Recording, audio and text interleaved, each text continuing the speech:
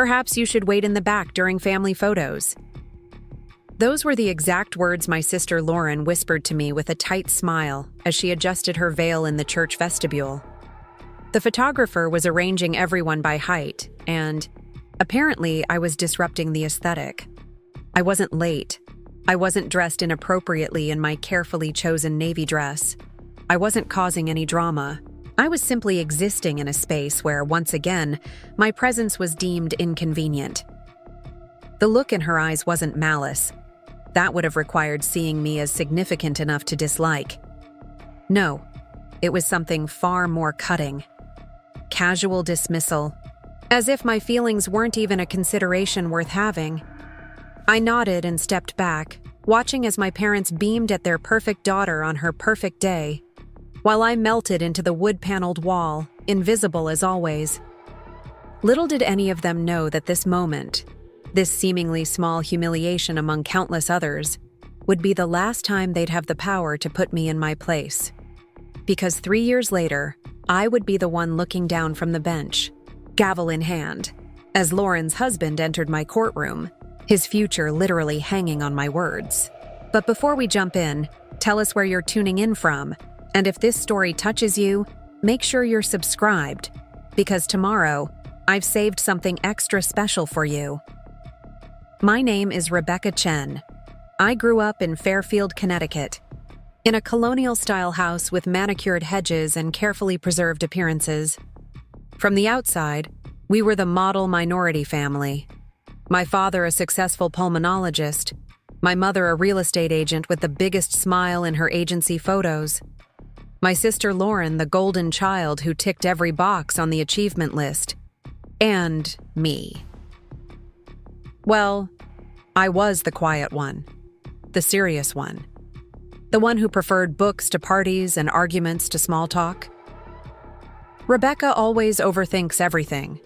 My mother would explain to dinner guests when I questioned some political point my father had made. Lauren's our social butterfly. This narration of our family dynamics was repeated so often it became reality. Lauren belonged in the center, and I belonged in the margins. I hadn't always been the outsider. There were faded photographs from when we were very young, Lauren at 5, me at 7, where we sat with our arms around each other, gap-toothed smiles identical. But something shifted around middle school. Lauren bloomed into conventional prettiness, willowy, with our mother's dimples and knack for saying exactly what people wanted to hear. I grew too quickly, all angles and questions and intensity. "Why can't you just smile more?" my mother would ask, adjusting my posture before family gatherings. "You look so severe." The word stung more than she knew. Severe. As if my natural expression was an affliction to be corrected. By high school, the divergence was complete. Lauren was cheerleading captain, student council president, prom queen. I was debate team captain, founder of the Social Justice Club, and published my first legal analysis in a student law review at 17. When Lauren got accepted to our father's alma mater with a partial scholarship, our parents threw a party with catered food and hired a photographer. When I received a full scholarship to Harvard Law, my father glanced up from his medical journal long enough to say, "That's nice. Try not to become one of those annoying activist types." My mother's only concern was whether I'd find time to date between all that intense studying. I wasn't jealous of Lauren. That would have been too simple an emotion for the complex tangle of feelings I had about my place in our family. I was exhausted by the constant effort of trying to matter in a narrative that had already been written without a meaningful role for me. Throughout college and law school, I called home dutifully every Sunday. The conversations followed a predictable pattern. "How are you, dear?" "Good, Mom. I just won the moot court competition." "That's nice. Did Lauren tell you she's been promoted?" "Only 6 months at the advertising firm and already managing accounts." I would listen to detailed updates about Lauren's career, her boyfriend, now fiancé, Mark, who worked in investment banking, their apartment hunting, their vacation plans. When I tried to share details about my judicial internship or the paper I was publishing, my mother would say, "That sounds complicated," before returning to topics she found more accessible. After law school, I clerked for Judge Gloria Martinez on the Federal District Court, a position so competitive that hundreds of top graduates applied for 2 slots. At the family Christmas gathering that year, my uncle asked what I was doing now. "She's still in school," my father answered before I could open my mouth. "Actually, I graduated last spring," I corrected quietly. "I'm clerking for Judge Martinez now." "Oh, is that like an assistant?" my aunt asked. I started to explain the significance of a federal clerkship when Lauren arrived, newly engaged with a diamond that caught every light in the room. Attention immediately shifted, and I didn't bother finishing my sentence. The pattern was too familiar to even sting anymore. When Lauren's wedding invitation arrived, thick cream envelope with gold foil detailing, I ran my fingers over my embossed name, Rebecca Chen and guest. The "and guest" felt like a taunt. They all knew there was no guest in my life. My last relationship had ended partly because Thomas couldn't understand why I allowed my family to overlook me so consistently. "Stand up for yourself," he had urged during our final argument. "You defend strangers in court with such passion, but you won't even tell your own mother when she hurts you." I didn't know how to explain that advocating for myself felt different, felt impossible, in the dynamics that had calcified over 27 years. How do you demand to be seen by people who have perfected the art of looking past you? Still, I RSVP'd for one, bought a gift that cost nearly half my monthly rent, and spent more than I should have on a sophisticated navy dress that wouldn't compete with the bridal party's blush pink, but would make me feel armored against the inevitable comparisons. The ceremony was an elegant affair at the Westfield Country Club, where my father had been a member since before we were born. I arrived 20 minutes early, sliding into a middle pew on the bride's side. As guests filled in around me, I received polite smiles that didn't quite reach their eyes, the kind reserved for familiar strangers. "Family will be seated shortly," an usher with a boutonniere informed me, clearly not recognizing that I was, in fact, immediate family. "I am family," I said. "I'm the bride's sister." His eyes widened slightly. "Oh." "I'm sorry," Mrs. Chen said to escort family to the front row. I followed him to the reserved seating, where my parents were already settled. My mother looked up with surprise. "Rebecca, I didn't see you arrive. We thought you might have been delayed with work." "I said I'd be here," I replied, taking the seat at the end of the row, furthest from them. My father nodded distractedly, checking his watch. The ceremony proceeded like a carefully choreographed dance, with Lauren radiating joy as she glided down the aisle. Mark, handsome in his tuxedo, teared up as she approached. Their vows were personal and touching, inside jokes and promises. That made guests sigh and smile. I felt a pang of something I couldn't quite name. Not envy of their relationship, but perhaps of the effortless way Lauren moved through a world that always seemed ready to embrace her. After the ceremony came the photo session where Lauren suggested I wait in the back. Preparing and narrating this story took us a lot of time, so if you are enjoying it, subscribe to our channel. It means a lot to us. Now back to the story. I did as requested, watching as various configurations of family members were arranged against the country club's manicured gardens. The photographer went through groupings of the bride with parents, the couple with his parents, both sets of parents together, the bridal party in different poses. 40 minutes passed. No one called for me. "I think we've got what we need," the photographer finally announced. "Everyone can head to the cocktail hour now." I approached Lauren as she checked the preview images on the photographer's camera. "Should I be in any of the family shots?" I asked quietly. She glanced up, appearing genuinely surprised, as if she'd forgotten I was there. "Oh, we've already finished the family set. Maybe we can grab something casual during the reception? I nodded and walked away, swallowing the lump in my throat. This wasn't new. This wasn't even the worst example of being erased from family documentation. But something about the public nature of the exclusion, in front of the bridal party, the photographer, the wedding planner, made it cut deeper. At the reception, I discovered another slight waiting for me. The seat assigned to me, table 14, seat 3, with my name elegantly calligraphed on a place card, was already occupied by a woman I didn't recognize. She was middle-aged with elaborate blonde curls, laughing loudly with the couple beside her. "Excuse me," I said. "I believe that's my seat." She looked up, annoyed at the interruption. "No, honey, I'm definitely at table 14. They moved some people around." I showed her my place card. She shrugged and gestured vaguely toward the head table. "Maybe check with the bride? They had to make some adjustments for Mark's side." I stood there, clutch in hand, scanning the room for an empty chair. All the tables appeared full, guests already settling in with champagne being poured. I spotted the wedding planner and approached her discreetly. "There seems to be a mix-up with my seating," I explained. She barely looked at her tablet. "Name?" "Rebecca Chen, the bride's sister." This finally got her attention. She frowned at her screen. "You were moved to table 19, didn't anyone tell you?" Table 19 was in the far corner, beside the service entrance to the kitchen. When I found it, I discovered I'd been seated with distant acquaintances of my parents. People significantly older who had known me as a child but hadn't seen me in over a decade. "Rebecca, look how grown up you are," one elderly gentleman exclaimed. "Are you still in college?" I forced a smile. "I'm a judicial law clerk now.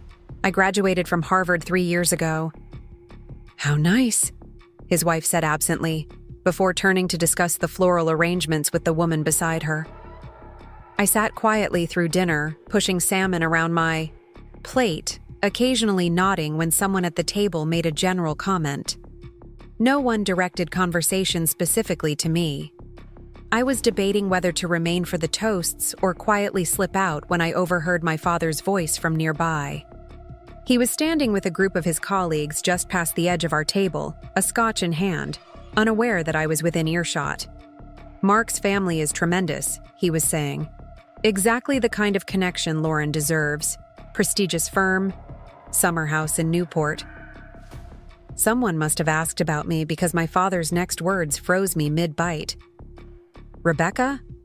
Oh, she's around somewhere. Always in her own world, that one." Too serious for these kinds of celebrations, honestly. Lauren was kind to include her, but they've never really had much in common. Different planets, those two. Another voice, lower. "Wasn't she at Harvard? That's impressive." My father's dismissive chuckle cut through me. "Books and arguments, that's all she's ever cared about. No social awareness."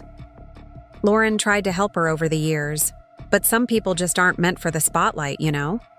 Not everyone has that natural charm. I set down my fork carefully, a strange calm washing over me. This wasn't news.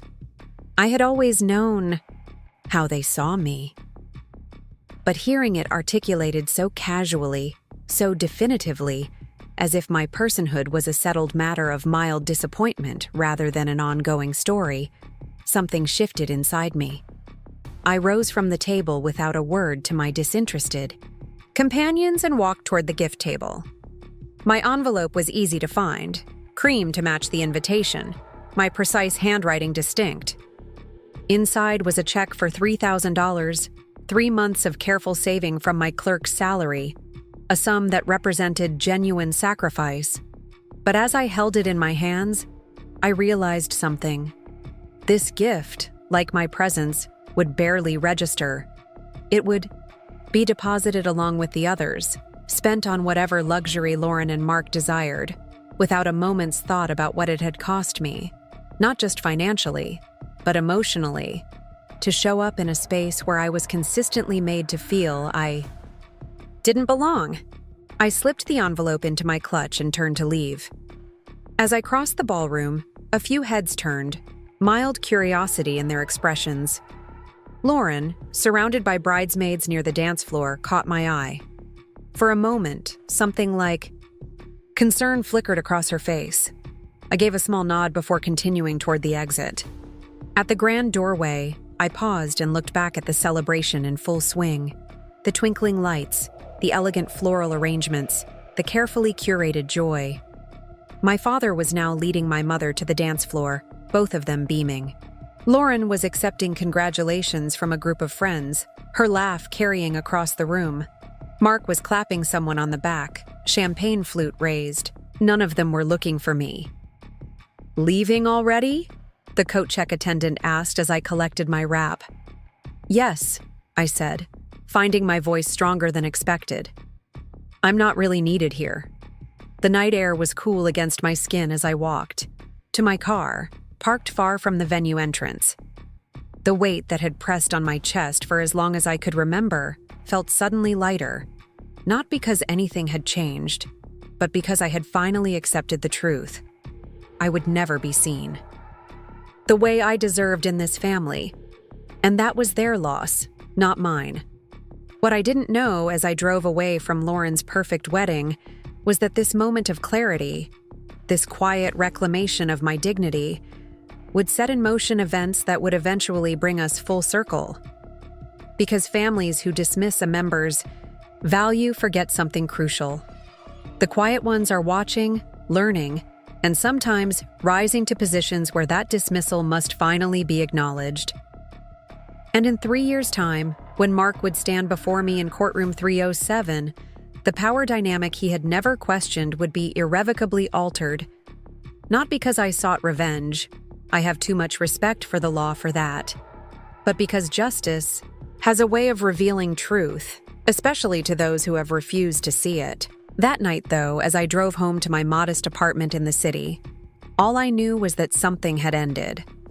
Not with a bang or a confrontation, but with the simple recognition that I deserved more than to be tolerated at the margins of my own family's story. I had spent 27 years trying to earn love that should have been freely given, and in that moment of driving away from the perfect celebration where I had no place, I finally set down that burden. I didn't cry as I hung up the unworn navy dress that had cost more than I could afford. I didn't call anyone to vent about the humiliation of being relegated to the kitchen-adjacent table or being forgotten in the family photos. I simply removed my makeup, placed the check on my desk to be redeposited on Monday, and opened the brief I needed to review for Judge Martinez before our Monday morning session. Life continued. Work had always been my sanctuary, the place where my voice was heard and my contributions valued. I threw myself deeper into my clerkship, impressing Judge Martinez with my analytical precision and work ethic. When she recommended me for a prestigious position with the district attorney's office, I accepted without hesitation. My parents called 2 days after the wedding. I let it go to voicemail. "Rebecca, it's Mom. We missed saying goodbye to you on Saturday. Lauren? Said you weren't feeling well? Give us a call when you get a chance. Oh, and we're having brunch with the Petersons next weekend if you'd like to join." No mention of my abrupt departure. No question about my feelings. Just the usual expectation that I would fall back into formation, accepting whatever scraps of inclusion they offered. I didn't call back. A text from Lauren followed the next day. "Hey, did you leave early because of the seating mix-up? The planner totally screwed up some of the arrangements. Hope you're not upset." I considered various responses before settling on the simplest truth. I left because I finally accepted that my presence isn't valued. I'm not upset anymore. I'm just done pretending. Her reply came hours later. "That's a pretty dramatic interpretation. It was just a busy day with lots of moving parts. Not everything is a personal slight, Rebecca." I didn't respond. There was no point in trying to make her understand what she had never been willing to see. The silence that followed wasn't dramatic. I didn't announce I was cutting ties or make ultimatums. I simply stopped making the effort I had always made. The calls, the check-ins, the dutiful appearances at family functions. When holiday invitations came, I sent polite regrets, citing work commitments. When my birthday passed without acknowledgement, from any of them, I noted the oversight without surprise. 6 months after the wedding, my mother left a voicemail that revealed the true nature of their concern. "Rebecca, this silent treatment has gone on long enough.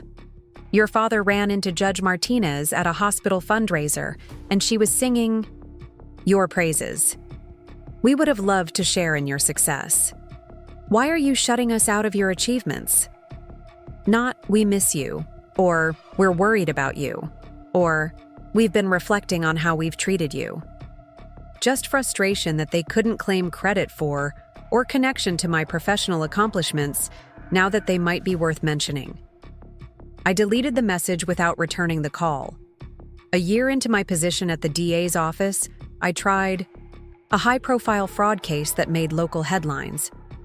The conviction of a prominent businessman for securities violations put my name in legal circles as someone to watch.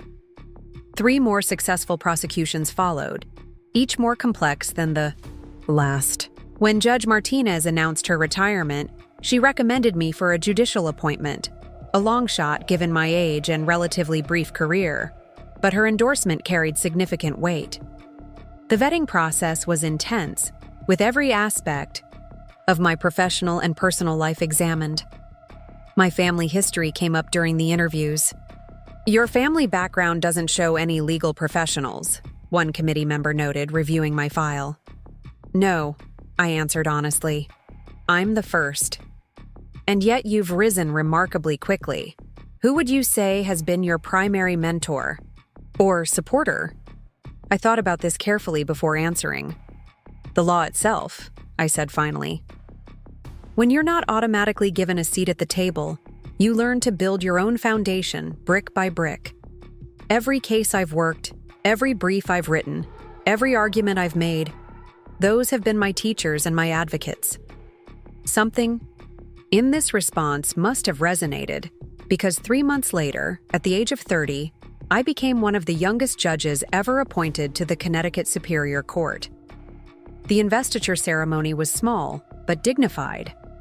Judge Martinez placed the robe on my shoulders. Former colleagues and mentors filled the courtroom to capacity. I didn't invite my family, not out of spite, but because the day felt too sacred to risk having my accomplishment diminished by their perspective. News of my appointment made the state legal journal and a small mention in the local paper. If my family saw it, they didn't acknowledge it. Our contact had dwindled to occasional text messages and twice-yearly phone calls that remained, superficial and brief. I settled into my new role with the seriousness it demanded, earning a reputation for thoroughness and fairness. My courtroom ran with precise efficiency. Attorneys who came before me quickly learned that I valued preparation and clarity above all else. 8 months into my tenure, my clerk brought me the docket for the coming week.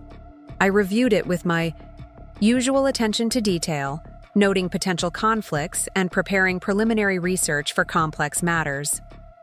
One case caught my attention: a professional negligence claim against an investment firm for mismanagement of trust assets.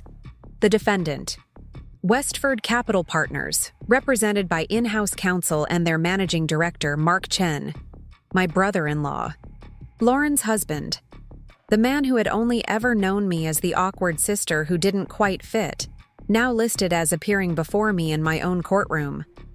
I could have recused myself. Perhaps I should have.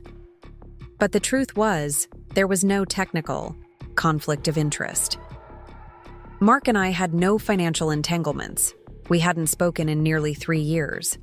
The case involved parties and issues entirely unrelated to any personal matters. More importantly, transferring the case would require explaining a family connection I had never disclosed. Not because I had hidden it, but because no one had ever asked about my family, and I had compartmentalized that part of my life so completely that it rarely crossed the threshold of my professional world. On the morning Mark was scheduled to appear in my courtroom, I arrived earlier than usual. The building was quiet, morning light streaming through the tall windows of the judicial chambers. I reviewed the case file one final time, though I had already memorized every detail.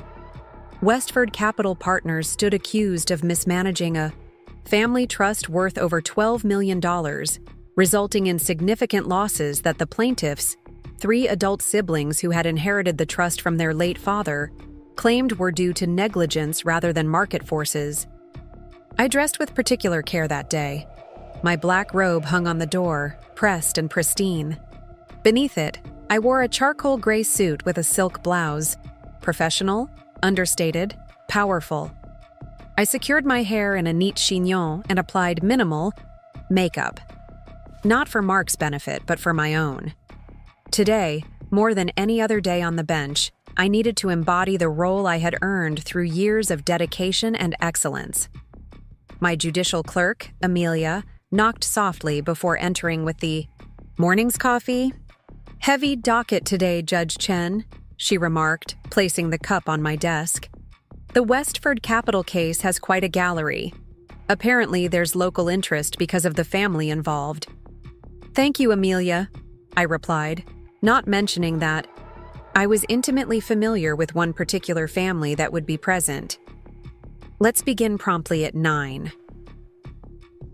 At precisely 8:55, I made my way through the private corridor that led to the courtroom.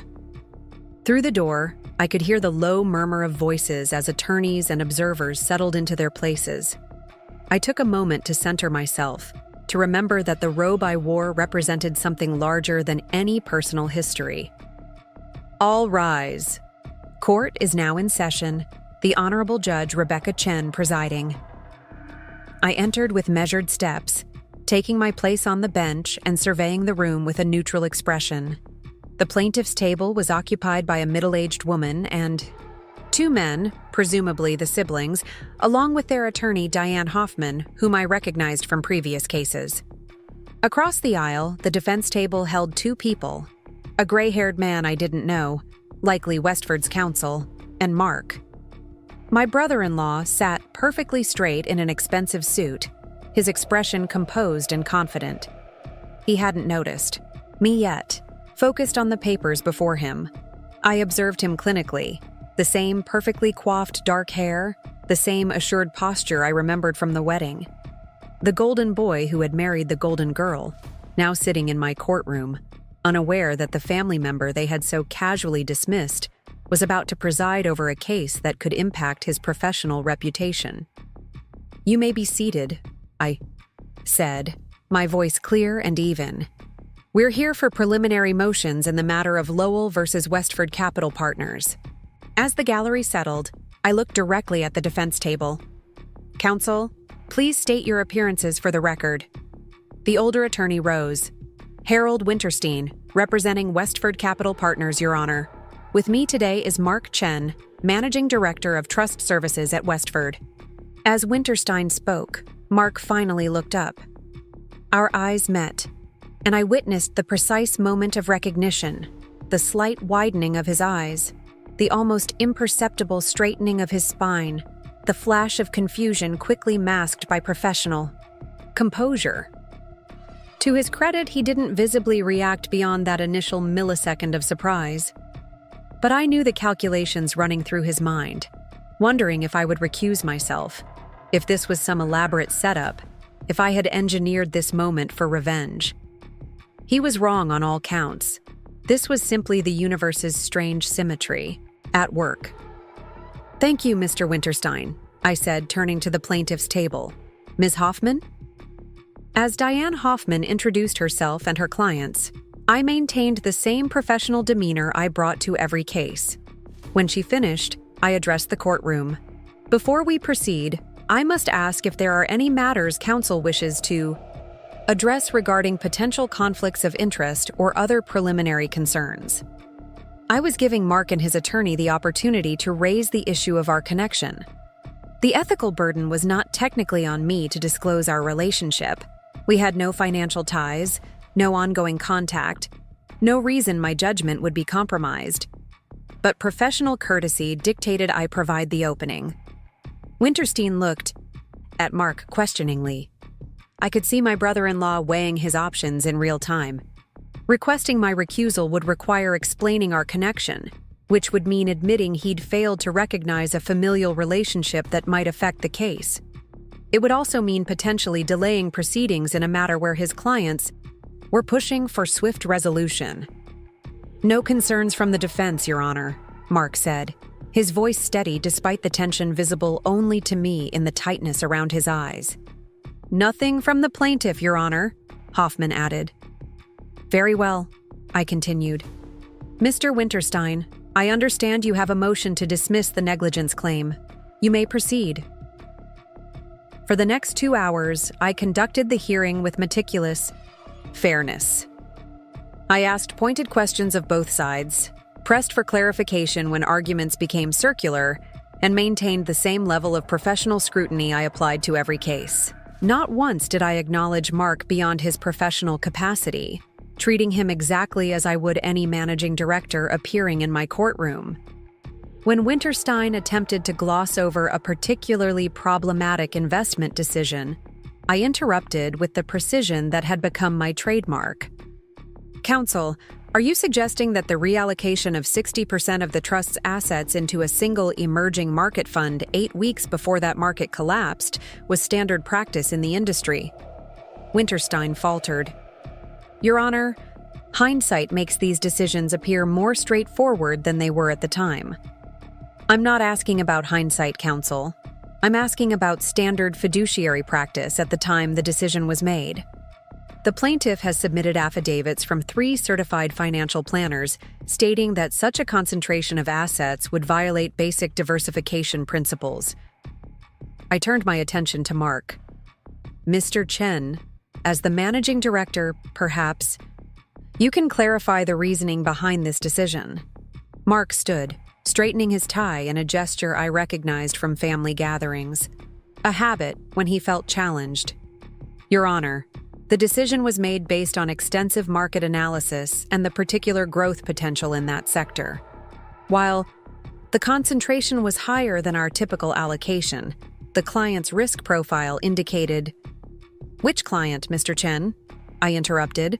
"The original truster who established conservative investment parameters in the trust document, or someone else?"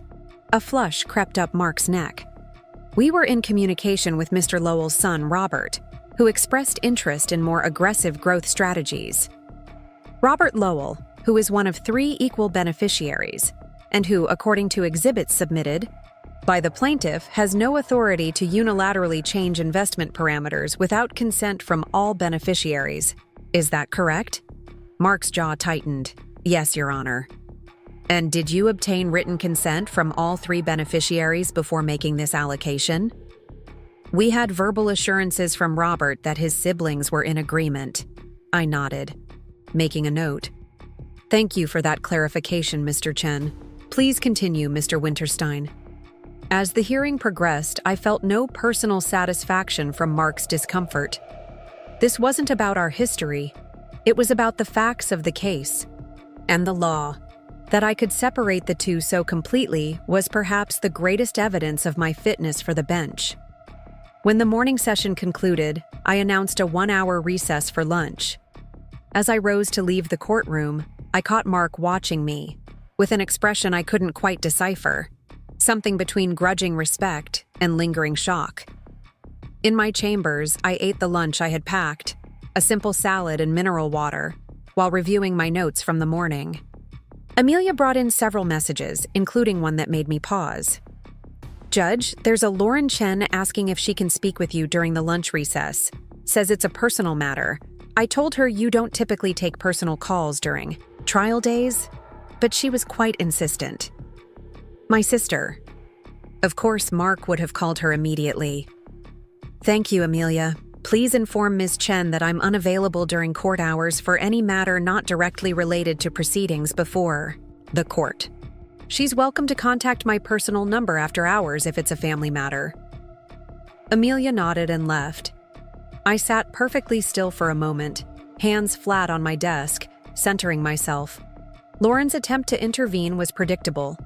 She had always believed her charm could smooth over any situation, bend any rule. That approach had never worked with me, but she had never stopped trying. When court resumed at 1 o'clock, I noticed Lauren sitting in the back row of the gallery.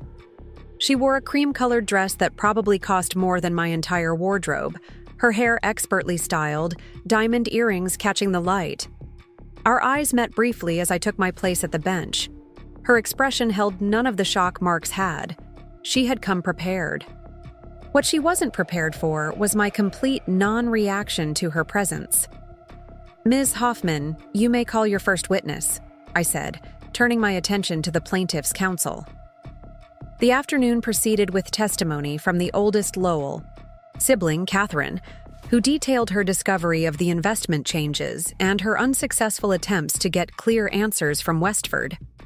Throughout her testimony, I was acutely aware of Lauren watching me, waiting for some acknowledgement. During cross-examination, Winterstein attempted to characterize Catherine as financially naive and prone to overreaction. I interrupted his line of questioning. "Counsel, the witness's financial expertise is not at issue. The question is whether your clients fulfilled their fiduciary duty to all beneficiaries equally. Please keep your questions relevant to that issue." When court adjourned for the day, I announced, "We will continue with plaintiff's witnesses tomorrow morning at 9. Court is in recess." As I gathered my notes, I sensed rather than saw Lauren making her way toward the bench. Before she could reach the bar that separated the gallery from the court proper, my bailiff intercepted her. "I'm sorry, ma'am. The judge is not available for conversations outside of official proceedings." "But I'm her sister," Lauren protested, loud enough for nearby attorneys to turn and look. I pretended not to hear, exiting through the judge's doctor with measured steps. Once in my chambers, I removed my robe and hung it carefully. My phone showed 3 missed calls from Lauren already. I silenced it and placed it in my desk drawer. On my drive home that evening, I allowed myself to process the day's events. Seeing Mark in my courtroom, Lauren's attempt to intrude on my professional space. These were collisions of worlds I had kept carefully separated. Yet I felt strangely calm. The Rebecca they knew, the one who could be silenced with a dismissive comment, who would shrink at the slightest tension, no longer existed. In her place stood a woman who had built herself into someone even they couldn't overlook. My apartment was a sanctuary of order and quiet elegance. Unlike Lauren's showcase home in the suburbs, filled with expensive objects and designed to impress, my space reflected what mattered to me: floor-to-ceiling bookshelves, comfortable reading chairs, art that spoke to themes of justice and transformation. I had created a life that honored my values rather than someone else's expectations. I was halfway through preparing dinner when the buzzer sounded. I checked the security monitor and saw Lauren standing at the building entrance, arms crossed, impatiently. For a moment, I considered not answering, but that would only delay the inevitable. "Yes?"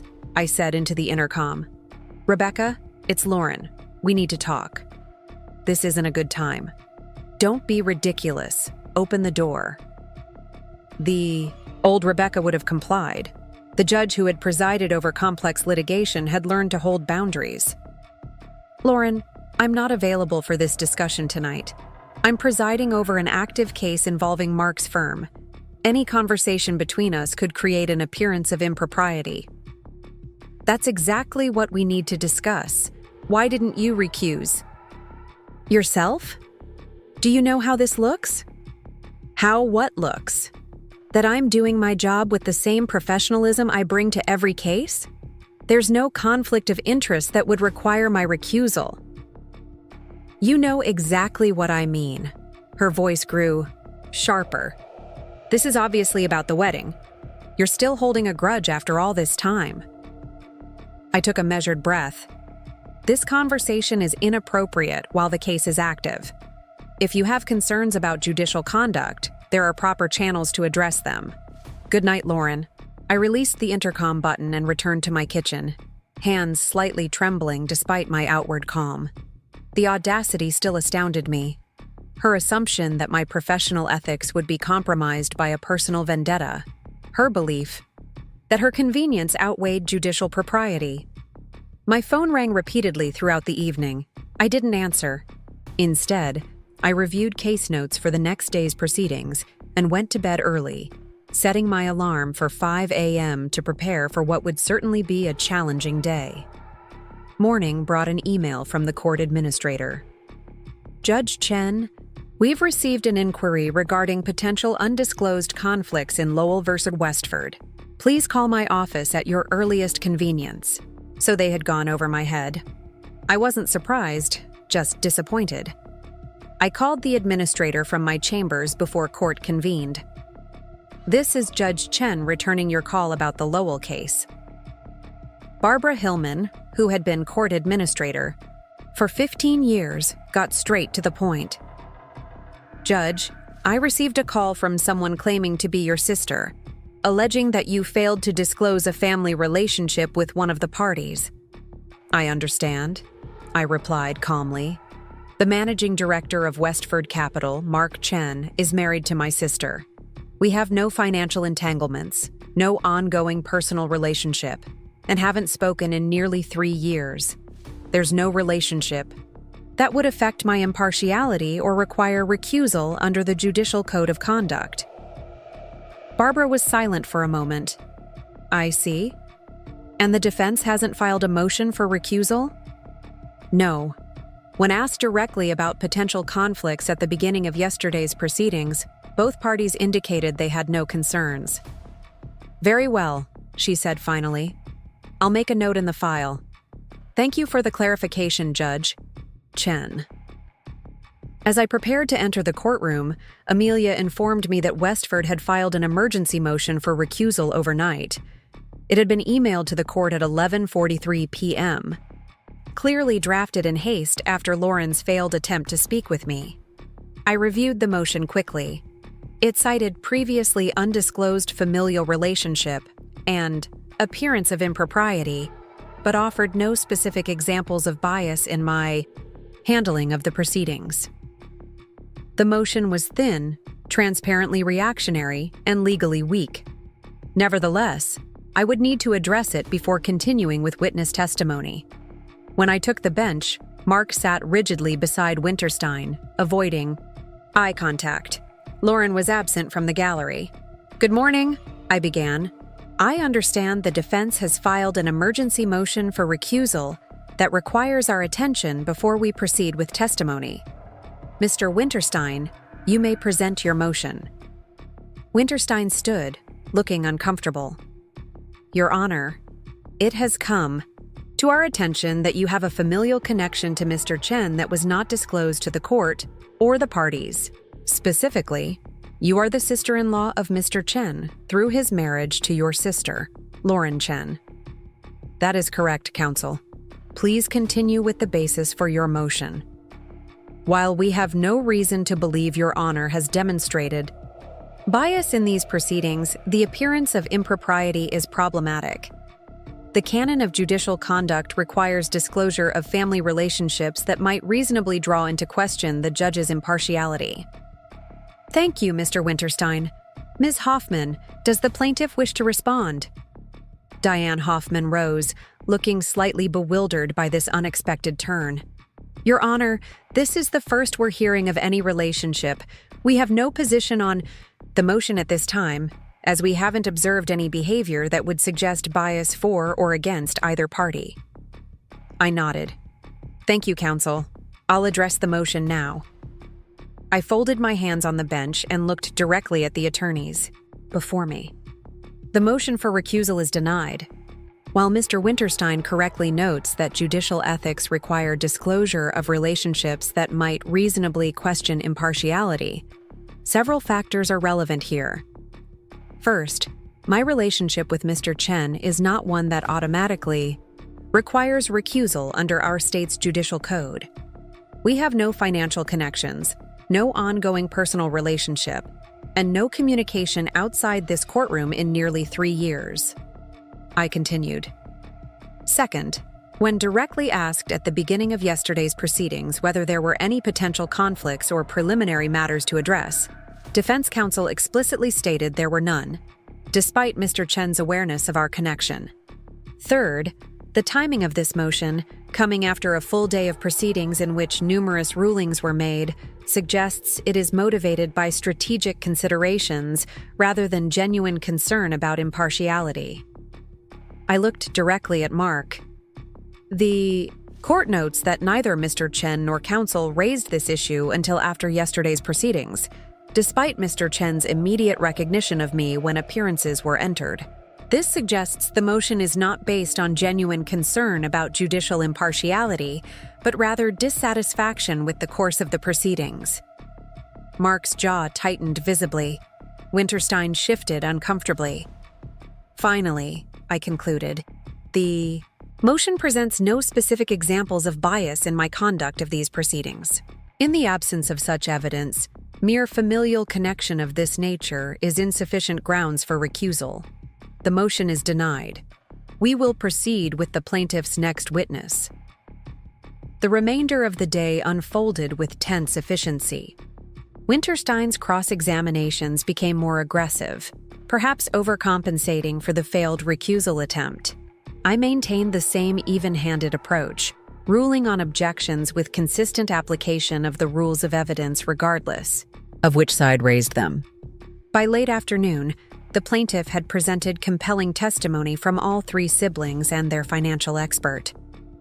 The pattern that emerged was troubling: selective communication with only one beneficiary, incomplete documentation, and investment decisions that appeared to prioritize fee generation over prudent growth.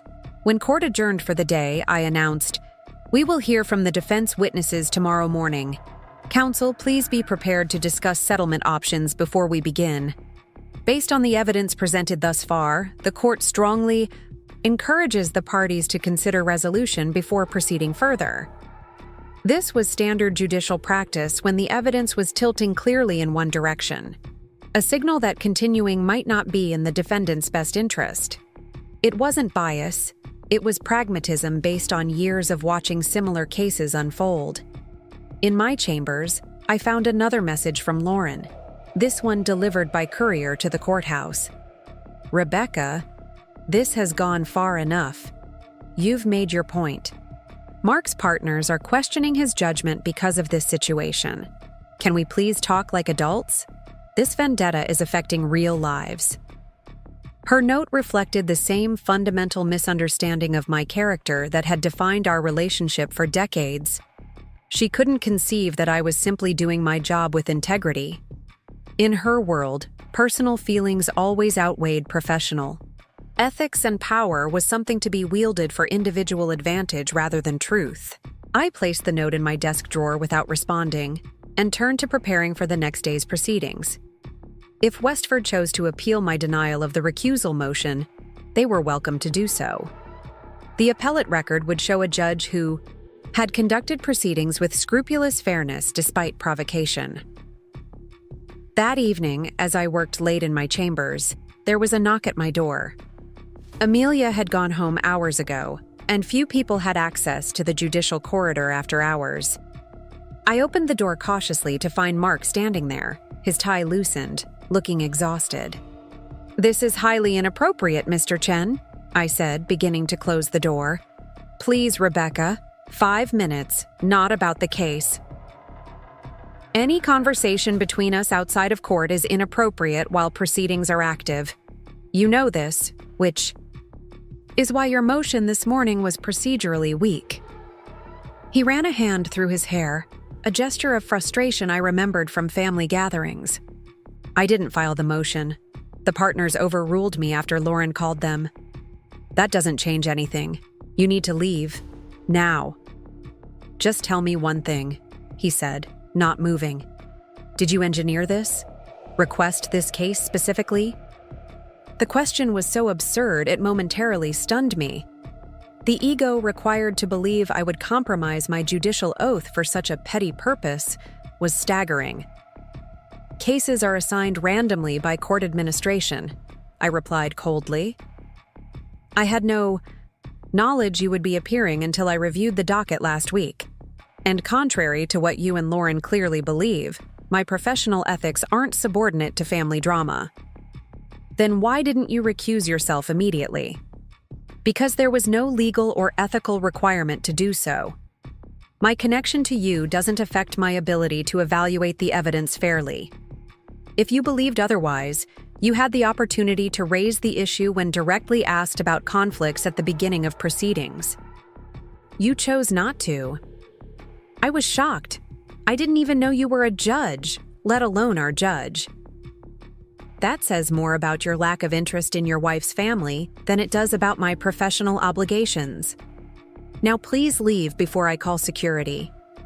He stepped back, his expression hardening. You know, Lauren always said you were different. Too serious, too rigid, too judgmental. I defended you, said you were just focused on your career. But she was right. You can't let anything go, can you? What you're experiencing isn't my judgment, Mark. It's accountability, perhaps for the first time in your charmed life. Now leave my chambers, or I will file a report of attempted ex parte communication that will reflect far worse on you than anything that's happened in my courtroom. After he left, I sat at my desk for a long time, staring at the law books lining my wall. The interaction had shaken me more than I wanted to admit. Not because I doubted my handling of the case, but because even now, with all I had achieved, they still couldn't see me clearly. They could only interpret my actions through the distorted lens of their own assumptions. In their narrative, I was still the difficult sister, the outsider, the one who didn't fit. Only now with dangerous power they needed to contain. They couldn't conceive that I was simply a professional doing her job with integrity because they had never bothered to know the real me at all. The next morning, when I arrived at the courthouse, my judicial assistant informed me that Westford Capital had contacted the plaintiff overnight. They had reached a settlement agreement, full restitution of the lost funds plus legal fees. The case would not proceed. This outcome wasn't uncommon when defendants realized their position was weaker than initially assessed. I couldn't help wondering, though, how much Winterstein's sudden eagerness to settle had been influenced by Mark's ill-advised visit to my chambers. Perhaps he had reported our conversation to counsel, who recognized the ethical breach and moved quickly to end proceedings before further damage could be done. I signed the settlement order without comment and moved on to the next case on my docket. In the world of law, this was a minor matter concluded. One file closed, another opened. In my personal history, it marked something more significant. The final dissolution of the illusion that my family would ever truly see or understand me. 2 days later, a large flower arrangement arrived at my chambers with a card from my mother. We're so proud of your accomplishments, Rebecca. Let's have dinner soon to catch up. Love, Mom and Dad. The hypocrisy was so blatant it almost made me laugh. 3 years of professional success had passed without acknowledgement. One case involving Mark, and suddenly they were proud and eager to reconnect. I donated the flowers to the hospital, across from the courthouse, and didn't respond to the invitation. Some distances, once recognized, couldn't be bridged with performative gestures. Some relationships, once seen clearly, couldn't be repaired without fundamental change that my family seemed incapable of making. The following Sunday, I sat in my apartment reviewing briefs for the coming week's cases. My phone rang, my father's number. After a moment's hesitation, I answered. Hello, Dad. Rebecca. He sounded older than I remembered, his usual confidence muted. How are you? I'm well, busy with work. Yes, we've been reading about your cases in the legal journal your mother subscribed online. The awkward silence stretched between us. Lauren says you refuse to speak with her, he finally continued. She's quite upset. I'm not surprised, I replied evenly. Lauren is accustomed to getting her way. This situation with Mark's company, it's put him in a difficult position with his partners. And there it was, the real purpose of the call. Not concern for me, not a genuine attempt to reconnect, but damage control for the golden couple. The situation was resolved through proper legal channels, I said. The parties reached a settlement agreement that all found satisfactory. But surely you could have removed yourself from the case when you saw Mark was involved. It would have been the considerate thing to do. Considerate to whom, Dad? To the plaintiffs who deserved a fair hearing? To the judicial system that requires judges to fulfill their obligations without favoritism? Or just to Mark and Lauren's comfort? He sighed heavily. You've always had this way of making everything so complicated, black and white. No room for family considerations. Is that what you think justice is? A system of family considerations? Special exceptions for people you know? Because that's exactly the opposite of what I swore to uphold. You're twisting my words, Rebecca. All I'm saying is that sometimes family should come first. I closed my eyes, suddenly tired beyond measure. Dad, when has family ever come first when it came to me? When have my achievements ever been celebrated the way Lauren's were? When have my needs or feelings ever been considered by any of you? That's not fair. We've always supported you. Supported me? You forgot my law school graduation. You introduced me as our other daughter at your retirement party. You told your colleagues at Lauren's wedding that I was too serious and not meant for the spotlight. That's not support, Dad. That's tolerance at best, dismissal at worst.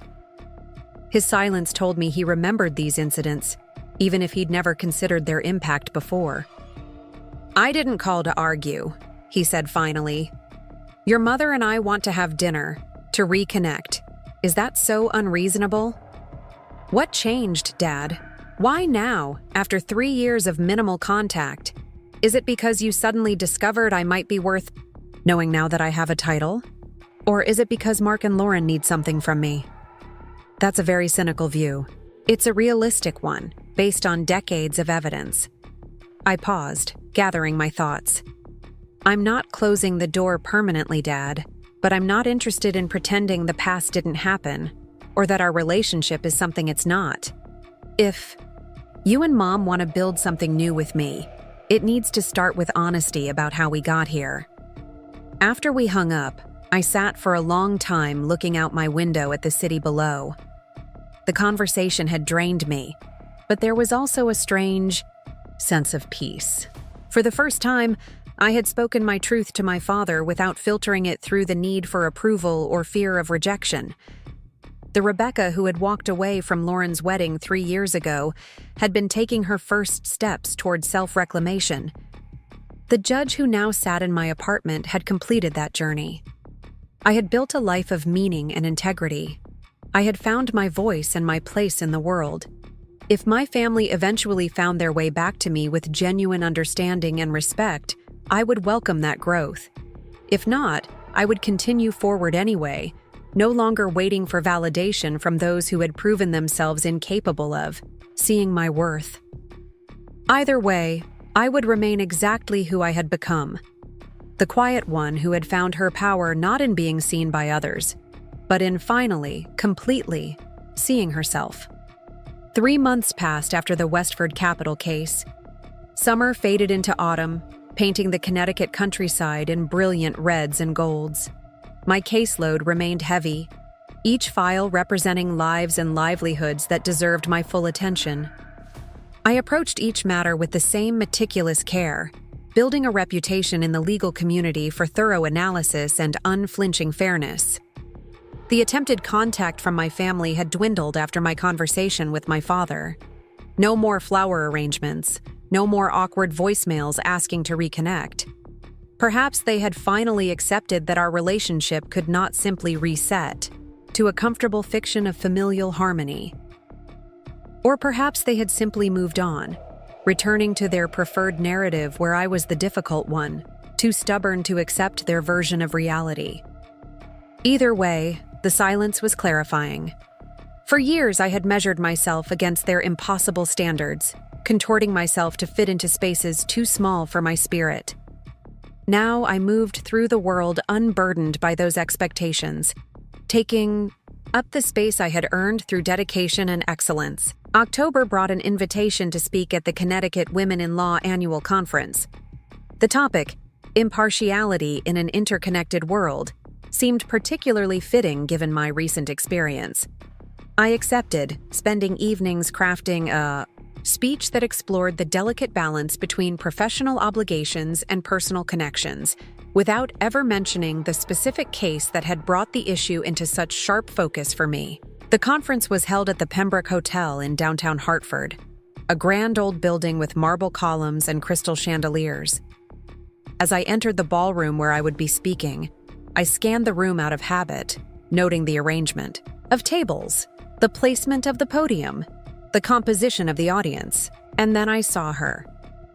Lauren, sitting at a table near the front, dressed impeccably in a crimson suit that stood out among the sea of dark professional attire. Our eyes met briefly before I looked away, continuing toward the speaker's table as if I hadn't noticed her. Justice Eleanor Raymond, the first woman appointed to our state's Supreme Court and the keynote speaker of the event, greeted me warmly. Judge Chen, I've been following your work. Your opinion in the Blackwell property rights case was masterful. Thank you, Justice Raymond. That means a great deal coming from you. Please, call me Eleanor. We're not in court today. She smiled, then lowered her voice slightly. I also heard about how you handled the Westford Capital matter. Maintaining impartiality despite personal connections can be challenging. You navigated it with admirable integrity. So, she knew. Of course she did. The legal community was smaller than outsiders realized, especially at the higher levels. Judges discussed complex ethical situations among themselves, seeking wisdom from collective experience. I appreciate that, I replied. Simply, I believe our robes require nothing less. As other speakers joined our table, I felt Lauren's gaze on me from across the room. I didn't look in her direction again, focusing instead on my notes and the conversations around me. Whatever had brought her to this event, I would not allow it to distract me from my purpose here. When it was my turn to speak, I approached the podium with measured steps, placing my notes carefully before surveying the audience. Nearly 200 women looked back at me. Law students, practicing attorneys, judges, legal scholars, all faces that reflected the growing diversity of our profession. Good afternoon, I began. When we discuss impartiality in the law, we often frame it as an absence, the absence of bias, of prejudice, of personal interest. But true impartiality is not an absence at all. It is an active presence of commitment to something greater than ourselves.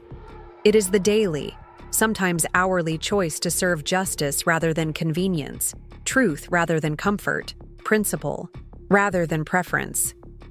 For 20 minutes, I spoke about the challenges of maintaining judicial integrity in a world where our professional and personal lives increasingly overlap. I discussed strategies for recognizing and mitigating unconscious bias, the importance of procedural consistency, and the courage required to apply the law evenly, even when doing so might disappoint those we care about. Not once did I look directly at Lauren, but I felt her presence like a physical weight, the embodiment of the very tensions I was addressing in abstract terms. In conclusion, I said, impartiality is not about denying our humanity or pretending we exist in isolation. It is about recognizing that our highest service to society comes when we rise above our particular perspectives to seek universal principles. When we commit ourselves to fairness, not because it benefits us personally, but because justice itself has inherent value that transcends our individual circumstances. The applause was warm and sustained. As I returned to my seat, several women nodded appreciatively or made notes on my points. Justice Raymond leaned over to whisper, "Beautifully articulated, Rebecca. You've given them something substantial to consider." After the final speaker, there was a reception with wine and hors d'oeuvres. I circulated among the attendees, engaging in discussions about recent cases and legislative developments. Several law students approached me with questions about judicial clerkships, and I took time with each of them, remembering my own uncertainties at their stage. I was speaking with a professor from Yale Law School when I sensed someone behind me. Before I could turn, I heard Lauren's voice. That was quite a speech, Rebecca. I excused myself from the professor and faced my sister. Up close, I could see fine lines around her eyes that hadn't been there 3 years ago. A slight tightness to her smile that suggested strain beneath the polished exterior. "Thank you," I replied neutrally. "I'm surprised to see you here. I wasn't aware you had an interest in legal conferences." "Emily Crawford is on the planning committee," she said, naming a woman who had been in her sorority. She mentioned, "You were speaking." A slight pause. "You're looking well?" "As are you," I responded, the social niceties feeling strangely formal between sisters. "If you'll excuse me, I should speak with Justice Raymond before she leaves." Lauren placed a hand on my arm, stopping me. "Actually, I was hoping we could talk. Properly talk, not just exchange pleasantries." I glanced around at the crowded reception. "This isn't the place for a personal conversation, Lauren." "Then have dinner with me. There's a restaurant in the hotel." "Please, Rebecca. It's been months." I studied her face, trying to discern her motivation. Was this genuine desire to reconnect, or another attempt to smooth over family tensions without addressing their root causes? Either way, I realized I was no longer afraid of the conversation. Whatever her agenda, I was secure enough in myself to hear it without being diminished. "Very well, I need to speak with a few more people here. Shall we say 8 o'clock in the hotel restaurant?" Relief flashed across her features. "Perfect. Thank you." As she walked away, Justice Raymond appeared at my side. "Family?" she asked perceptively. "My sister," I confirmed. She nodded thoughtfully. "The most complex cases are often the ones that never enter a courtroom." At precisely 8 o'clock, I entered the hotel restaurant. Lauren was already seated at a corner table, a glass of white wine before her. She stood as I approached, an uncharacteristic gesture that suggested nervousness. "I ordered a bottle," she said, indicating the wine. "Sauvignon Blanc. Still your preference?" "Water is fine for me, thank you," I replied, taking my seat. "I have an early court session tomorrow." The waiter appeared and we ordered a salad for me, salmon for Lauren. When he departed, silence settled between us, heavy with unspoken history. "Your speech was impressive," Lauren finally said. "I didn't understand all the legal nuances, but I could see how much respect everyone had for you. Thank you. But I doubt you came to this conference just to hear me speak about judicial ethics." She twisted her wedding ring, a nervous habit I remembered from childhood. "No, I didn't. I came because it's been 3 months since that case with Mark, and you haven't responded to any of our attempts to contact you." "There wasn't much to respond to," I said evenly. "Dad made it clear that your and Mark's comfort was the priority. Mom sent flowers without acknowledging years of dismissal.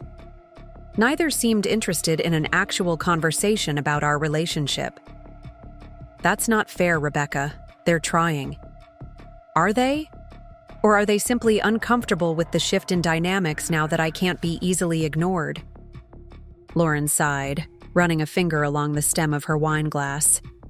"This is exactly why it's so hard to talk to you. Everything becomes an analysis of motivation, a critique of effort. Nothing is ever simple.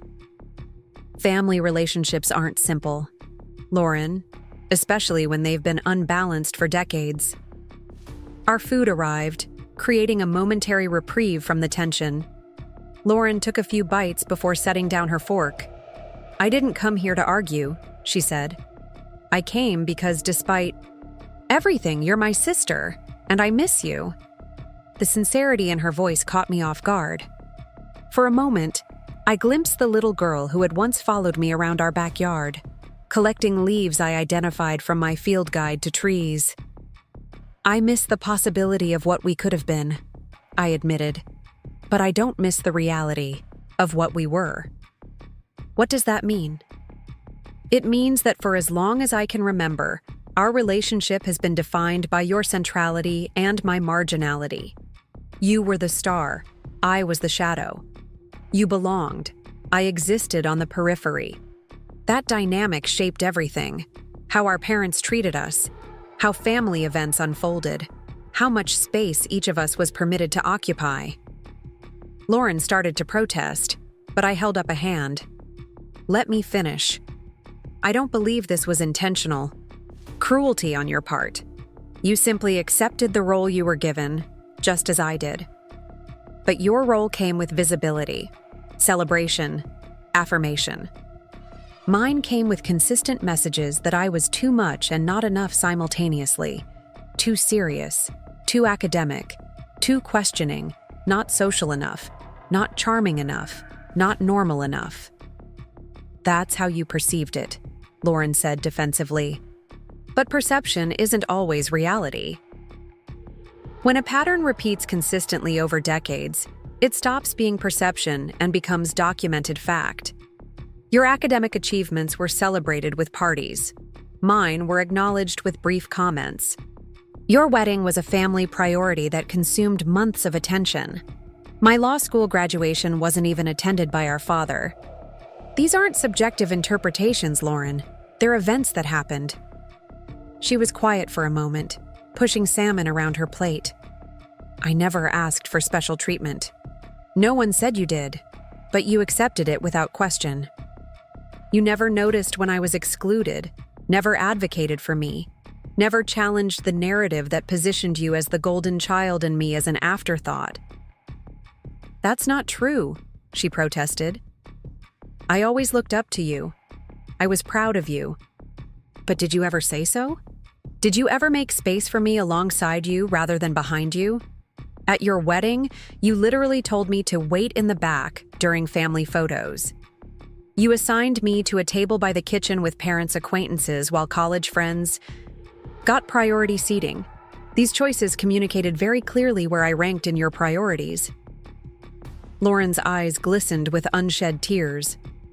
The wedding was chaotic. There were so many details to manage.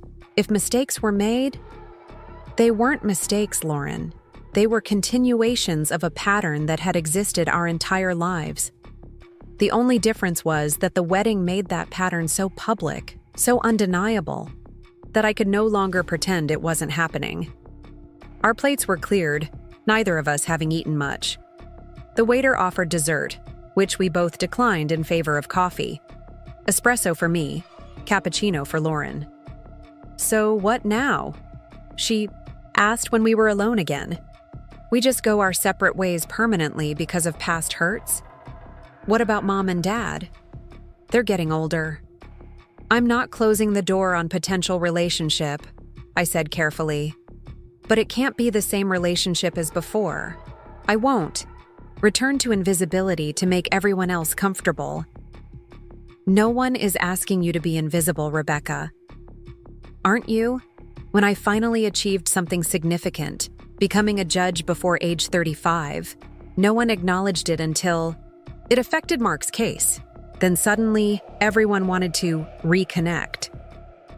Not because you valued me, but because my position potentially impacted you.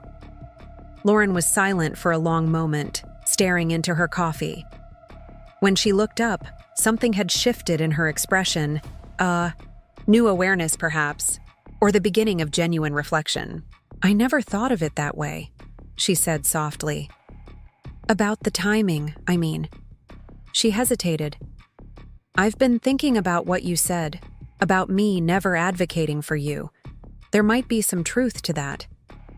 It was the first acknowledgement from any family member that my experience had validity. Small as it was, it felt significant.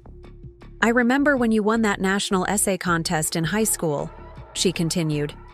Mom put the certificate in a drawer instead of framing it like she did with my cheerleading trophies.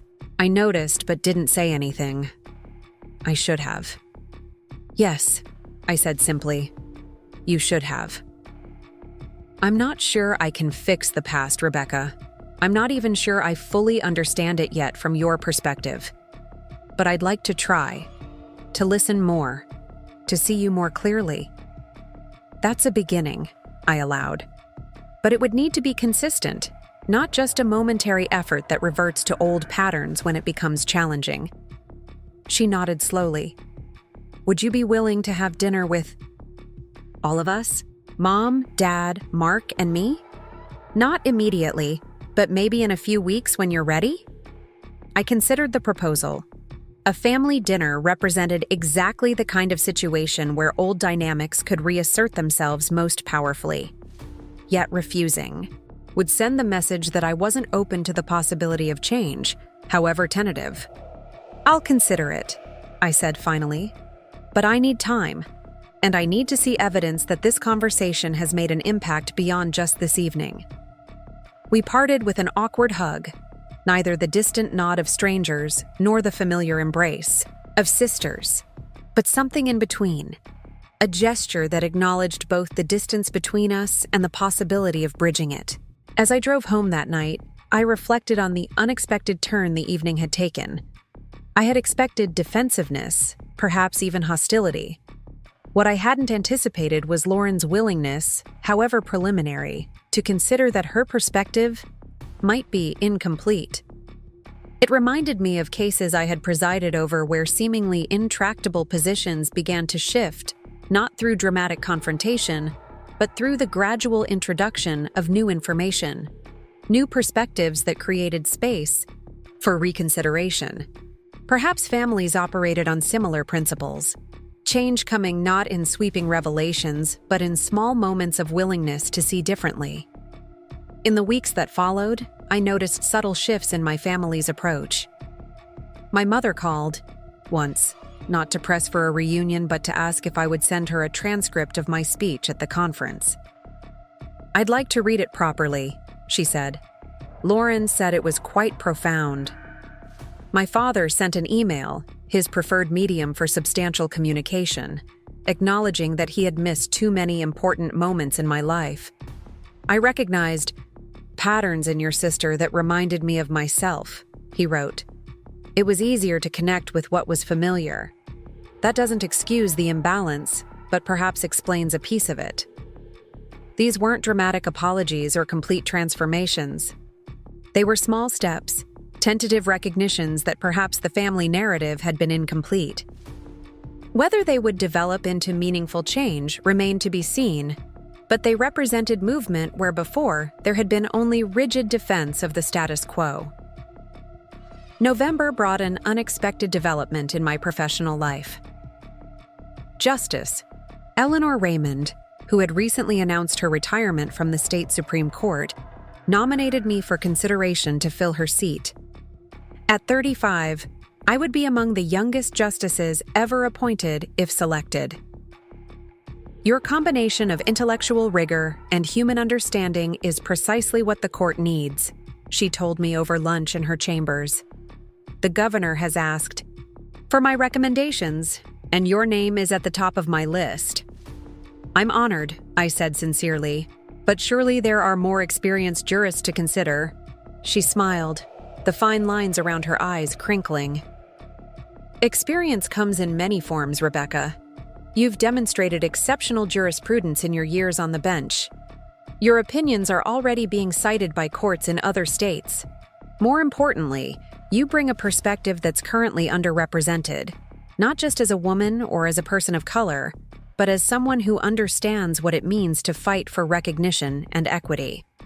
The nomination process would be lengthy and demanding, extensive background checks, interviews with the Judicial Selection Committee, public hearings where my record would be scrutinized from every angle. If successful, it would mean a significant shift in my responsibilities and a much higher public profile. Take the weekend to consider, Justice Raymond advised. This isn't a path to undertake lightly. At home that evening, I sat at my desk reviewing my career trajectory.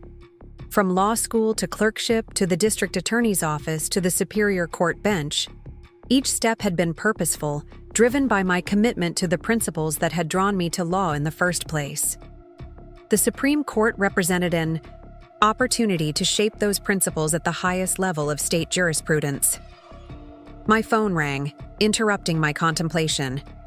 Lauren's name appeared on the screen. I hesitated before answering. "Hello, Lauren." "Hi, Rebecca." Her voice sounded different, less polished, more genuine than our last conversation. "I hope I'm not disturbing you." "Not at all. What can I do for you?" "Nothing, actually. I'm calling because I heard something today that I wanted to share. With you." A pause. "A colleague mentioned that Justice Raymond is retiring and that you're being considered as her replacement. Is that true?" The news had not been made public yet. That Lauren had heard about it spoke to the interconnectedness of professional circles in our state. "It's preliminary," I said cautiously. "Nothing has been decided." "Well, it's incredible," she said, and I was surprised by the unguarded enthusiasm in her voice. "Truly incredible. I told my colleague that you're my sister and I felt..." She hesitated. "I felt proud, Rebecca. Genuinely proud. And then I realized I've never actually told you that before." The simple statement hit me with unexpected force. All those years of achievements, of striving and succeeding despite the lack of recognition, and now, this straightforward acknowledgement from the person whose approval had always seemed simultaneously most desirable and most unattainable. "Thank you," I said, finding my voice slightly unsteady. "That means more than you might realize." "I think I'm beginning to understand," she replied softly. "Anyway, I won't keep you. I just wanted you to know that whatever happens with the nomination, I think it's remarkable that you're even being considered. You've earned it, Rebecca. Every bit of it." After we hung up, I sat for a long time, turning the conversation over in my mind. It wasn't dramatic reconciliation or profound apology. It was something simpler, but perhaps more meaningful. Recognition. Lauren had seen my achievement and, for the first time I could remember, had centered her response on my experience rather than how it reflected on her or the family. It was a small moment, but it felt like the first crack in a wall that had stood between us for decades. Whether it would widen into genuine understanding or close again under the pressure of old habits remained to be seen. But for tonight, it was enough to know that change, however incremental, was possible. The next morning, I called Justice Raymond to accept her nomination. Whatever came of the selection process, I was ready to step forward into this new challenge. Not because I needed external validation to confirm my worth, but because I had important contributions to make to the law and to society. As I prepared for the rigorous vetting to come, I found myself reflecting on the parallels between legal and personal justice. Both required honest recognition of history, assessment of present circumstances, and commitment to future improvement. Both demanded that comfortable fictions give way to uncomfortable truths before healing could begin. In the courtroom, I had always understood that justice was rarely absolute or immediate. It was a process, unfolding through careful examination and gradual correction. Perhaps family relationships operated on similar principles. The wounds of years couldn't be healed in a single conversation or gesture. Trust couldn't be restored through mere declarations of change. Both required sustained effort, consistent actions that slowly rebuilt what had been damaged. I didn't know if my family was capable of that kind of sustained transformation. But for the first time, I saw glimmers of possibility. Small openings where new understanding might take root. For now, that was enough to proceed with cautious hope, neither abandoning the possibility of connection nor compromising the boundaries that protected my hard-won sense of self. Whatever came next, in my career, in my family relationships, in my life, I would face it not as the overlooked sister or the exceptional exception, but simply as myself, Rebecca Chen, complete and sufficient, worthy of both justice and recognition. As December approached, bringing with it the judicial selection hearings and the holiday season, twin crucibles that would test both my professional readiness and personal boundaries, I found myself strangely at peace. I had spent so many years trying to prove my worth to others that I had nearly missed the most important verdict of all, the one I had finally delivered for myself. Regardless of external outcomes or others' perceptions, that verdict would stand. Unappealable and enduring. I was enough. I had always been enough, and in that knowledge lay a power no court could confer, and no family could diminish. The power to define my own worth and write my own story, one decision at a time. The day of my Supreme Court confirmation hearing arrived with a crystalline, winter clarity. Snow had fallen overnight, transforming Hartford into a landscape of pristine white, broken only by the dark figures of early morning commuters making their careful way along cleared paths. From my apartment window, the Capitol dome gleamed gold against the pale blue sky, a reminder of the gravity of what lay ahead. I dressed with careful consideration, a charcoal suit with subtle pinstripes, a deep burgundy blouse, pearl earrings. That had been a gift to myself when I passed the bar exam. Professional, serious, but not austere. My appearance would be scrutinized today, parsed for meanings both intended and imagined. As a young woman of color being considered for one of the most powerful positions in the state judiciary, I knew every detail would be noted and interpreted. The hearing room was already half filled when I arrived, though the proceedings weren't scheduled to begin for another hour. My judicial assistant, Amelia, had accompanied me, carrying a slim portfolio containing key cases I might need to reference during questioning. The committee members arrived early, she murmured as we made our way to the preparation room set aside for nominees. Senator Hargrove was asking about your decision in the Thompson zoning case. I nodded, unsurprised. Hargrove was known for his pro-development stance and had publicly criticized my ruling that upheld environmental protections over commercial interests. His opposition was expected. Judge Chen. I turned to find Justice Raymond approaching, elegant in a navy suit, her silver hair arranged in its customary smooth bob. Despite her retirement announcement, she remained a commanding presence in judicial circles. "A word before the circus begins," she said with a slight smile, gesturing toward a quiet corner. When we were seated, she studied me with the penetrating gaze that had made countless attorneys reconsider their arguments over her long career. "You're ready," she said finally. "Your record speaks for itself. The governor's staff tells me you have the votes, barring any surprises today. Thank you for your confidence, Justice Raymond." "Eleanor," she corrected gently. "We're colleagues now." She paused. "I understand your family will be attending." The statement was casual, but her eyes watched me carefully. She knew enough of my history to understand the significance of their presence.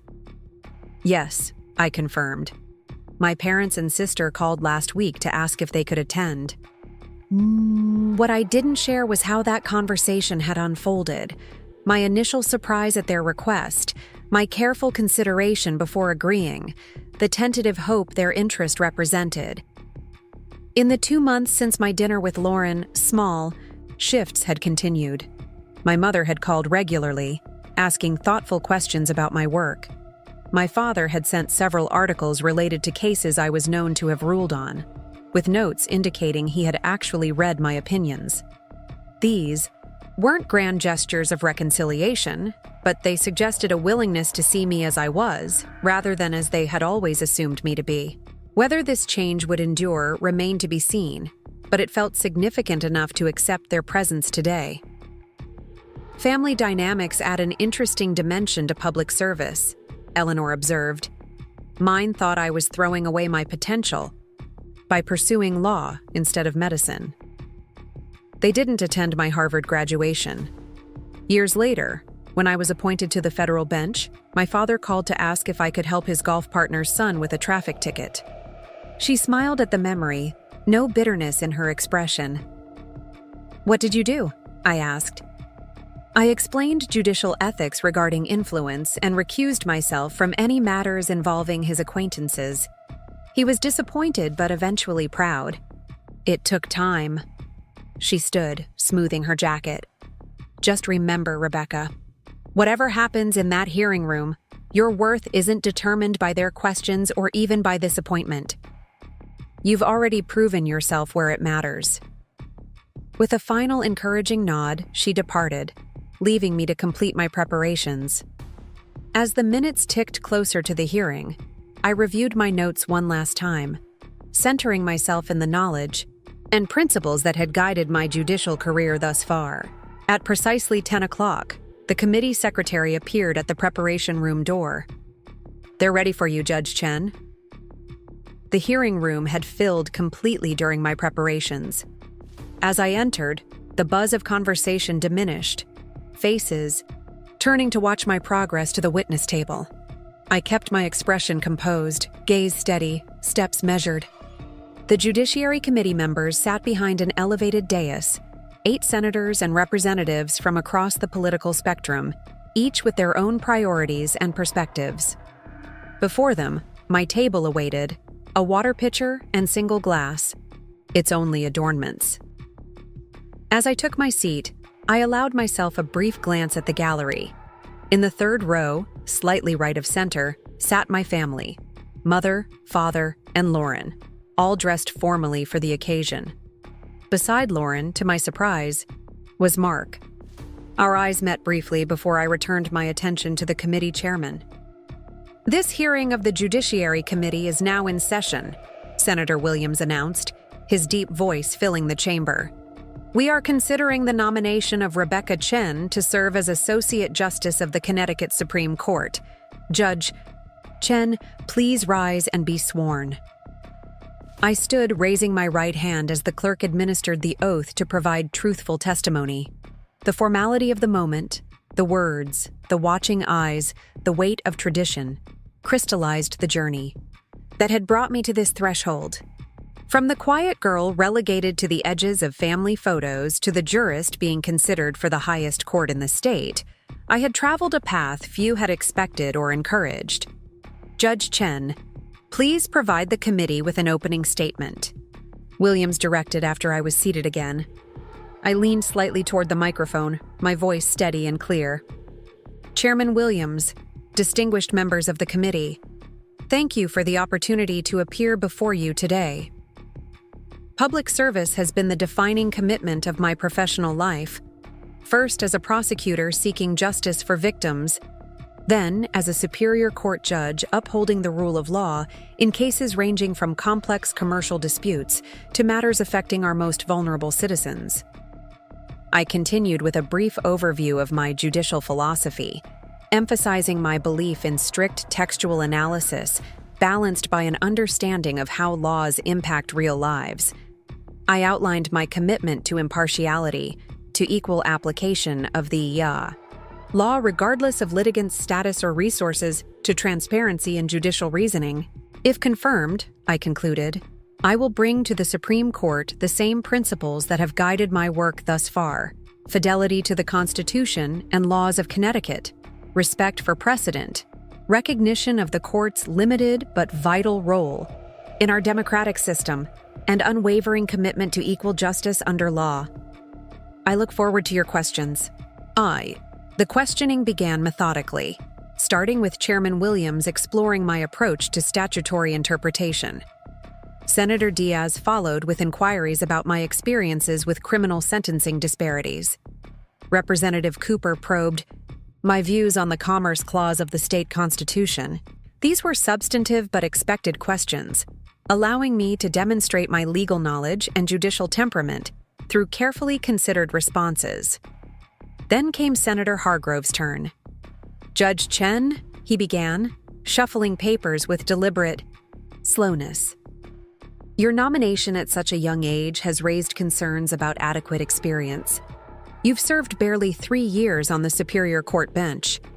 What makes you qualified for our highest court when others have waited decades for such consideration?" The question was anticipated, aimed at highlighting my youth as a liability. rather than an asset. I met his gaze directly. Senator, judicial readiness is measured not merely in years, but in the depth of legal analysis, the clarity of written opinions, and the consistency of judicial temperament. My 97 written opinions on the Superior Court reflect complex legal reasoning that has been cited favorably by courts in 17 states and 2 federal circuits. Before taking the bench, I served as lead prosecutor on 38 felony trials and argued 22 appellate cases. While I respect the experience that comes with longevity, I believe my record demonstrates the intellectual rigor and sound judgment essential for service on the Supreme Court. Hargrove frowned, clearly dissatisfied with an answer he couldn't easily dismiss. He shifted approach. Let's discuss your decision in Westford Capital Partners versus Lowell Trust. You presided over a case involving your brother-in-law without disclosing the relationship until forced to do so. How can the people of Connecticut trust your impartiality when you've demonstrated such questionable judgment? A murmur rippled through the gallery. From the corner of my eye, I saw my family tense, Lauren's hand reaching for Mark's. This was the attack we had all anticipated, though its directness was striking. With respect, Senator, your characterization misrepresents what occurred, I replied calmly. The record shows that I asked both parties at the outset of proceedings whether there were any concerns about potential conflicts, providing explicit opportunity for disclosure. When the issue was formally raised through proper channels, I addressed it transparently in a published opinion citing the relevant judicial ethics provisions. The case subsequently settled to the satisfaction of all parties. So you're saying there was no conflict in judging your own family member's case? He pressed, voice sharp with disbelief. I'm saying that my relationship, a brother-in-law, with whom I had no contact for 3 years, did not constitute the type of conflict that requires automatic recusal under our judicial code of ethics. Had either party raised concerns when explicitly invited to do so at the beginning of proceedings, I would have considered recusal. When the motion was eventually filed, I addressed it according to established legal standards. Convenient interpretation, Hargrove muttered, just loudly enough to be heard. Chairman Williams intervened. The record should reflect that the Judicial Ethics Committee reviewed this matter after the case concluded and found no violation of the Code of Conduct. Senator Monroe, you have the next questions. For the next hour, the interrogation continued, touching on my positions regarding executive power, legislative intent, and judicial restraint. Throughout, I maintained the same measured demeanor, neither defensive when challenged nor triumphant when scoring points. The role of justice required equanimity under pressure, and this hearing was simply the first test of that quality on a larger stage. Finally, Chairman Williams announced, "We'll take a 30-minute recess before the final round of questioning." As the committee members filed out, I remained seated, reviewing notes with my judicial assistant. Various attendees moved about the room, stretching legs or checking phones.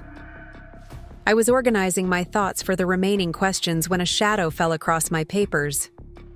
I looked up to find my father standing before me, my mother and Lauren slightly behind him. Mark remained in the seating area, watching from a distance. "You're doing exceptionally well," my father said, his voice carrying a note of something I hadn't heard before, not just approval, but respect. "That Hargrove is a piece of work, but you handled him masterfully." "Thank you," I replied, somewhat surprised by his assessment. I expected that line of questioning. "Well, we didn't," my mother interjected, glancing around nervously. "To bring up family matters in a public hearing seems inappropriate." I nearly smiled at the irony. My mother suddenly concerned about propriety regarding family relationships when such concerns had never seemed to apply to how they had treated me. But I recognized her comment as genuine concern rather than criticism. "It's standard procedure, Mom. Nominations at this level involve scrutiny of every aspect of one's life and career. They need to be thorough." Lauren stepped forward. Still, it was a cheap shot, using your connection to Mark to question your judgment. Actually, I said, meeting her eyes directly. From his perspective, it's a legitimate question. If I had allowed personal feelings to influence my handling of the case, either favoritism toward Mark or animosity because of past family dynamics, it would indeed raise concerns about my judicial temperament. But you didn't, Lauren said with surprising certainty. No, I agreed. I didn't. A subtle shift occurred in that moment, an acknowledgement between us that the professional integrity I had demonstrated in Mark's case reflected something fundamental about my character, something that had always been present but perhaps never fully recognized by my family until now.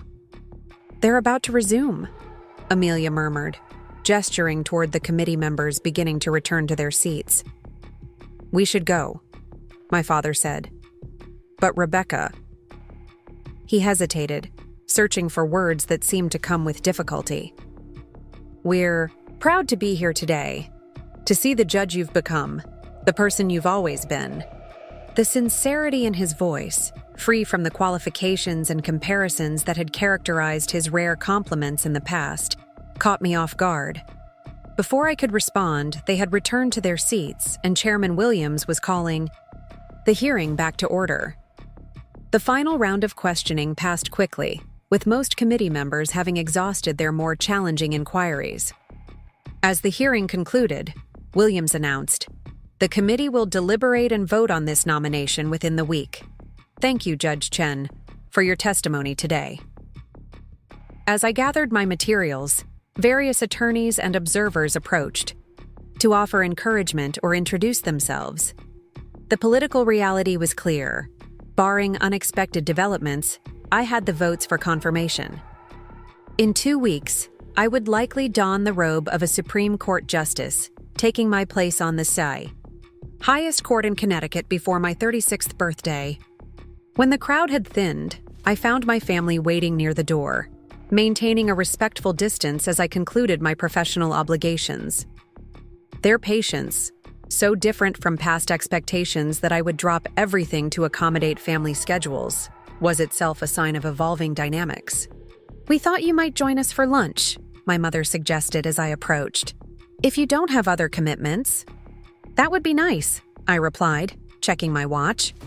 "I have a meeting at 3, but lunch would work."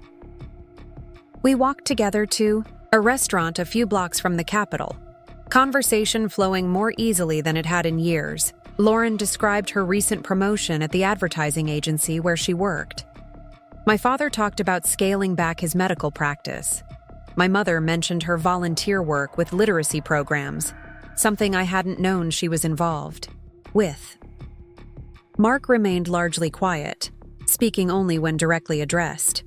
The dynamics between us were still awkward, the ghost of our courthouse confrontation lingering. But he made an effort to engage respectfully, asking thoughtful questions about the confirmation process. As our meals arrived, my father cleared his throat, signaling what I recognized as his preparation for a formal statement.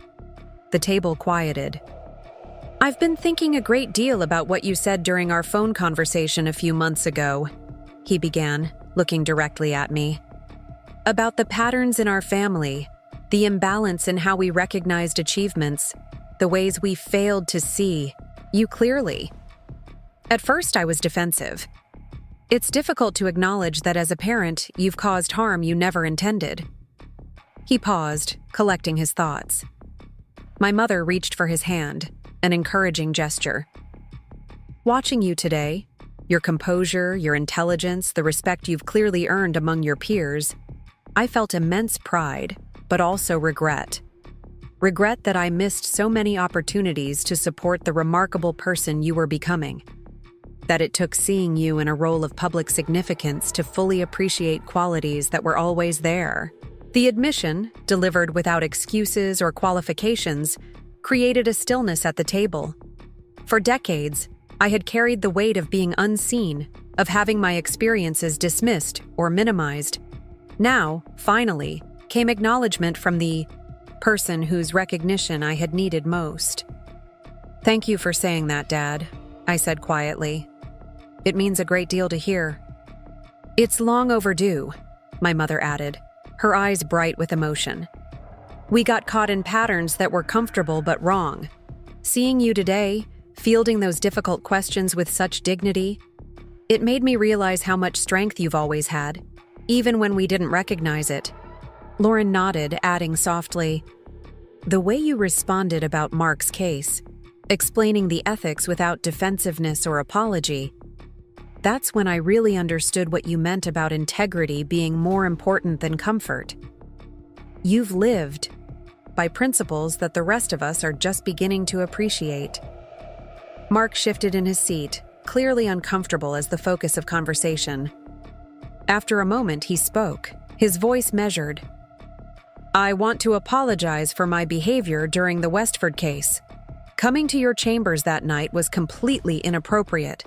I let personal feelings override professional judgment, exactly what I accused you of doing. The apology, unexpected but seemingly genuine, created a bridge across what had seemed an impassable divide. Not forgiveness or friendship, but acknowledgement of error and respect for boundaries. Thank you, Mark, I replied simply. I appreciate that. As lunch concluded and we prepared to part ways, there was none of the awkward tension that had characterized family gatherings in the past. No pressure to make promises about future contact. No guilt about separate priorities. Instead, there was a tentative understanding that relationships would develop at their own pace, that respect was the foundation for whatever came next. My mother hugged me before they left, whispering, I'm sorry we took so long to see you. Rebecca, truly see you. I returned the embrace, allowing myself to feel both the weight of those words and the lightness they created. We're finding our way now, I replied. That's what matters. Walking back to my office through the winter afternoon, I felt a sense of completion that had nothing to do with the likely confirmation awaiting me. The professional achievement was significant, certainly, the culmination of years of dedicated work and principled decisions. But the personal reconciliation, however tentative, represented a different kind of justice. One I had almost stopped believing possible. The snow had begun again, soft flakes drifting against the darkening sky. In 2 weeks, I would take my seat on the Supreme Court, the first Asian American woman to serve on Connecticut's highest judicial body. My opinions would shape state law for decades to come, affecting thousands of lives through interpretations of constitutions and statutes. Today, though, what mattered most was the bridge that had begun to form over years of misunderstanding. Not complete, not perfect, but founded on truth rather than comfortable fiction. My family was finally seeing me as I had always been, not as they had needed me to be. And I was allowing myself to see them not as the infallible arbiters of my worth, but as flawed, complex humans capable of growth and change. Justice, I had, learned both in the courtroom and in life, was rarely perfect or complete. It was a constant striving toward truth, a willingness to examine evidence and adjust conclusions, an openness to new understanding even when it challenged long-held beliefs. In that sense, what had transpired with my family today was its own form of justice. Belated but genuine recognition of harm done and commitment to a more balanced future. As I reached my office building, my phone chimed with a message from Justice Raymond. Committee vote scheduled for tomorrow morning. Sources say unanimous approval likely. Congratulations. Soon to be Justice Chen. I smiled, slipping the phone back into my pocket. Tomorrow would bring its own challenges and triumphs. For today, I had witnessed something equally valuable. The power of truth to create possibility where none had seemed to exist, to transform relationships that had appeared permanently damaged, to bring light to places long shadowed by misunderstanding. Standing at the threshold of my professional future, I felt gratitude for the path that had brought me here, not despite its difficulties, but because of them. The girl who had been told to wait in the back, to make herself smaller, to accept invisibility, had instead grown into a woman whose voice would help shape justice itself. And perhaps most importantly, she had finally been seen, not just by the world at large, but by those whose recognition she had once needed most. The snow continued to fall as I entered the building, covering the city in a blanket of pristine white. Tomorrow would be a new page, a fresh beginning. But unlike the past, I would write this chapter of my life knowing that I belonged exactly where I stood, visible, valued, and heard at last. Up next, you've got 2 more standout stories right on your screen. If this one hit the mark, you won't want to pass these up. Just click and check them out.